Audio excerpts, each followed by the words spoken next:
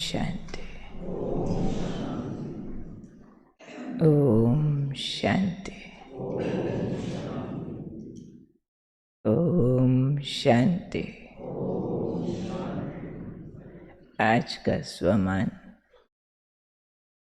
मैं कर्म योगी आत्मा हूँ।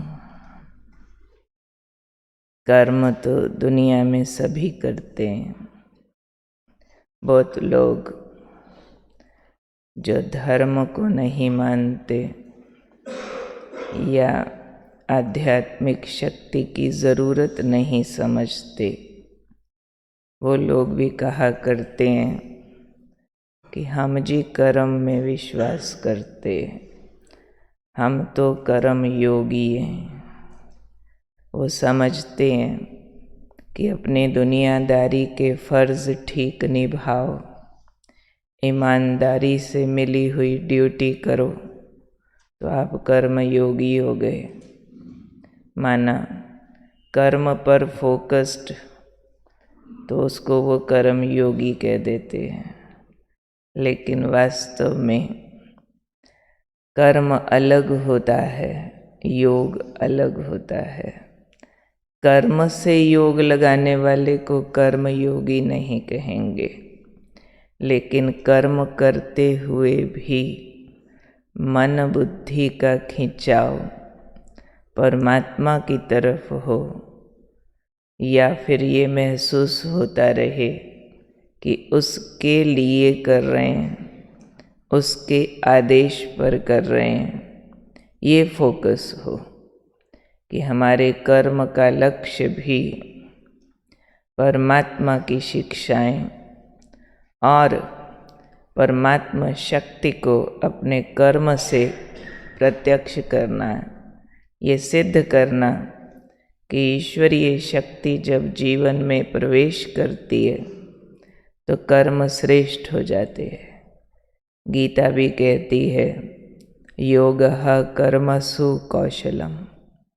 योगी होकर कर्म करो तो कर्मों में कुशलता आ जाती है, कर्म परफेक्ट होने लगते हैं।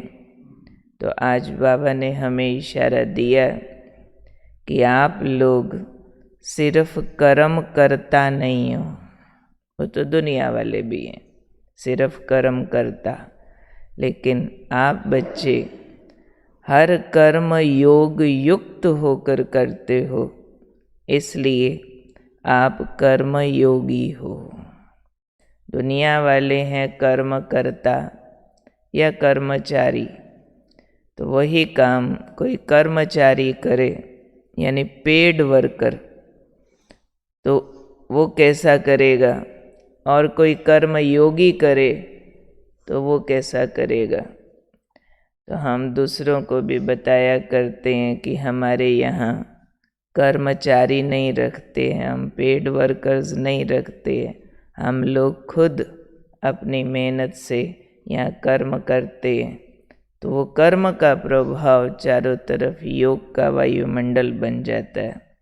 तो बाबा ने कहा, कर्म करता नहीं, योग युक्त होकर कर्म करते हो, इसलिए कर्म योगी हो।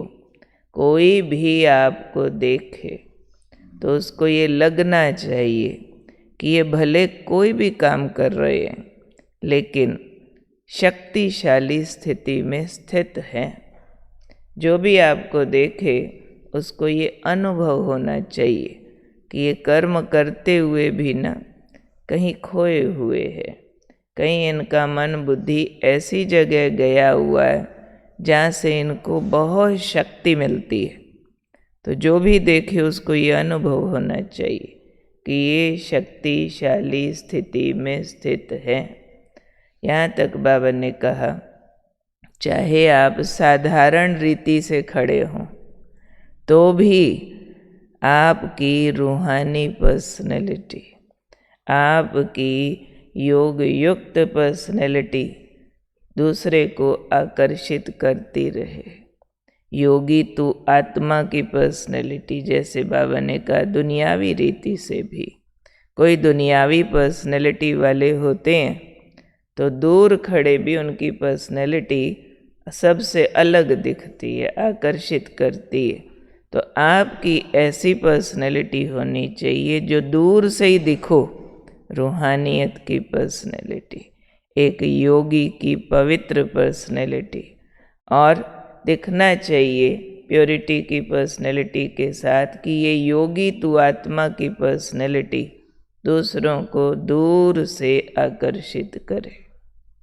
अब फिर से हमें अपने को चेक करना पड़ेगा कि क्या कर्म करते समय मेरी स्थिति ऐसी रहती है कि दूसरों को दिखे कि ये कोई शक्तिशाली अनुभव में खोए हुए हैं, या हम कर्म के प्रभाव में होते हैं, कर्म के चिंतन में होते हैं, कर्म से जो अच्छा या बुरा रिजल्ट मिलता है उससे प्रभावित होते रहते हैं।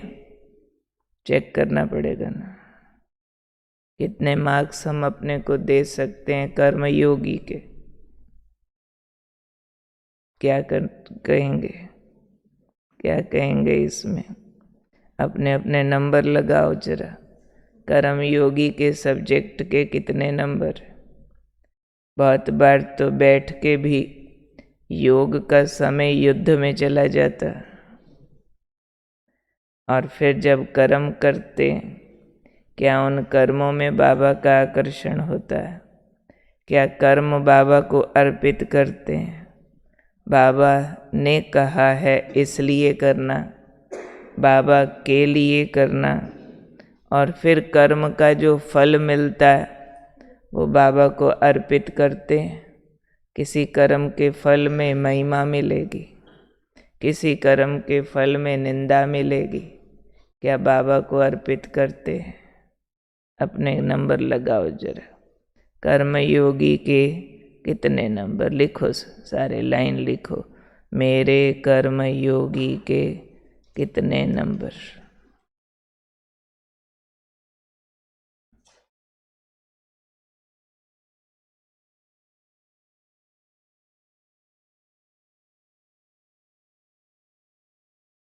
क्योंकि हमारे जो पास फेल का आधार है वो सिर्फ बैठा हुआ योग नहीं, लेकिन कर्म योग की स्थिति है।